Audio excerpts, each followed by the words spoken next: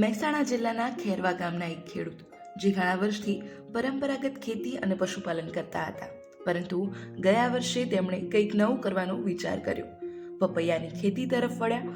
18 વીઘામાં પપૈયાનું વાવેતર કર્યું અને આજે આ ખેતીમાંથી તેઓ સારી આવક મેળવી રહ્યા છે. જાણીએ આ પ્રગતિશીલ ખેડૂત વિશે. મિલન રાવલ, ગામ ખેરવા, તાલુકો જિલ્લો મહેસાણા. આપણે પપૈયાનો ક્રોપ માર્ચ અને એપ્રિલમાં પ્લાન્ટેશન કરેલું છે, સ્ટેપ બાય સ્ટેપ. અને રેડ લેડી તાઇવાન 786 જાતનું આપણે વાવેતર કરેલું છે. અને હાલની સ્થિતિ મુજબ તમે પપૈયા લાગેલા ફળું ઝાડ ઉપર જોઈ શકો છો પ્રત્યક્ષ, અને સારું એવું ઉત્પાદન છે. અને આપણે ફર્સ્ટ ટાઈમ આ પ્રોજેક્ટમાં જોડાયેલા છીએ અને ફર્સ્ટ ટાઈમ આનું પ્લાન્ટેશન કરેલું છે. અને ફર્સ્ટ ટાઈમ કરવા છતાં પણ આ પ્રોજેક્ટમાં આપણે ધાર્યા મુજબ સફળતા આપણે મેળવી છે.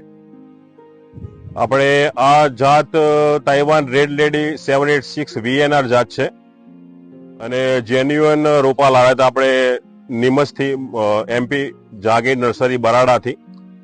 અને આ પ્લાન્ટેશન કરવાથી લઈને અત્યાર સુધીનો પર પ્લાન્ટે ખર્ચો 500 થી 550 રૂપિયા આપણને પડ્યો છે. અને લમસમ આપણે 10,500 છોડ અત્યારે હાર્વેસ્ટિંગમાં તૈયાર છે ઓલરેડી.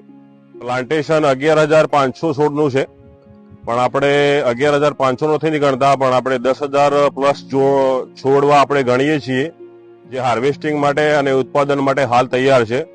અને દરેક છોડ ઉપર આપણે લમસમ વજન ગણીએ તો 70 થી 75 કિલોનું ફ્રૂટિંગ અત્યારે લાગેલું છે. તમે અહીં જોઈ શકો છો અને તમારા સામે પણ પપૈયા લાગેલા તમે દેખી શકો છો. વેચાણ અહીંયા આજુબાજુના વેપારી ઘણા આવતા હોય છે, આપણે ક્યાંય વેચવા જવાની જરૂર નથી પડતી. તમે પપૈયાની વાડી તૈયાર કરો અને એની અંદર માલ લાગે એટલે વેપારી આવીને તમારી વાડી જોઈ જતા હોય છે.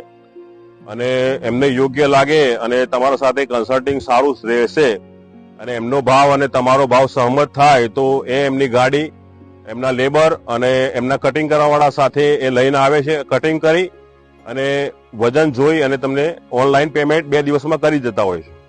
એટલે આમાં વેચાણની અને હાર્વેસ્ટિંગની કોઈ સમસ્યા નથી. આપણે 18 વીઘાની અંદર પ્લાન્ટેશન કરેલું છે અને એમાં લમસમ આપણે 11,000 પ્લસ છોડ વાયેલા છે. અને અત્યાર સુધીમાં મેં 3-4 કટિંગની અંદર 2 લાખ સુધીનો માલ આપણે વેચી ચૂક્યો છું અને વેચાણ થઈ ચૂકેલું છે. અને પર પ્લાન્ટે આપણે 75 કિલોની એવરેજ ગણીએ અને 10,000 થી ઉપરના છોડ આપણે ગણીએ તો તમે સરવાળો માણી શકો છો કેટલું થાય. અને સારું એવું પ્રોડક્શન તમે મેળવી શકો છો. આની અંદર ખર્ચો પણ એટલો છે, રિસ્ક પણ એટલું છે. રિસ્ક સામે તમારી પ્રોફિટ પણ સારી એવી થઈ શકે છે. સૌથી પહેલા મુદ્દાની વાત કરીએ તો આપણે જે પપૈયાની અંદર પાણીની પાઇપ ગોઠવી છે એની અંદર અટલ ભૂજલ યોજનાની અંદર આપણે ડ્રીપ ઇરિગેશનમાં આપણે ગવર્મેન્ટનો લાભ ત્યાં આપણે લીધેલો છે. બીજા નંબરમાં બાગાયત વિભાગ મહેસાણા દ્વારા આપણને પર પ્લાન્ટે આપણને જે સબસિડી મળતી હોય છે એમાં પણ આપણને સબસિડી મળેલી છે. ટ્રેક્ટરની અંદર પણ આપણને ગવર્મેન્ટે સારી એવી સહાય આપેલી છે. વત્તા વોટર સોલ્યુબલ ખાતરોની અંદર પણ આપણને ગવર્મેન્ટે સારી એવી સહાય આપેલી છે. અને ગુજરાતની ગવર્મેન્ટ અને કેન્દ્રમાં રહેલી NDA સરકારની સારી એવી સહાય અને સારી યોજનાનો આપણે લાભ લીધેલો છે. આપણે બને ત્યાં સુધી રાસાયણિક ખાતરો અને પેસ્ટિસાઇડ અને ઇન્સેક્ટિસાઇડ એટલે કે વિષ વગરની ખેતી કરવાનો સૌથી મોટો ઉદ્દેશ્ય આપણો. અને આવનારી પેઢીને સારું એવું ભોજન અને ફ્રૂટ આપણે આપી શકીએ, જેથી કરીને અત્યારે જે યુવા વર્ગની અંદર ભયાનક રોગો જે આવી રહ્યા છે, કેન્સર જેવા, એવા રોગોનું ઓછું પ્રમાણ થાય અને સ્વાસ્થ્ય બધાનું સારું રહે. એ માટે આપણે એમાં પ્રયત્નશીલ છીએ. અને જે મોદી સાહેબનું જે સપનું છે કે ઓર્ગેનિક ફાર્મિંગ, એટલે આપણે એમાં પણ આપણે આગળ ઝંપલાવ્યું છે અને એમાં પણ આપણે દરેક ખેડૂતોને જોડવા પ્રયાસ કરી રહ્યા છીએ.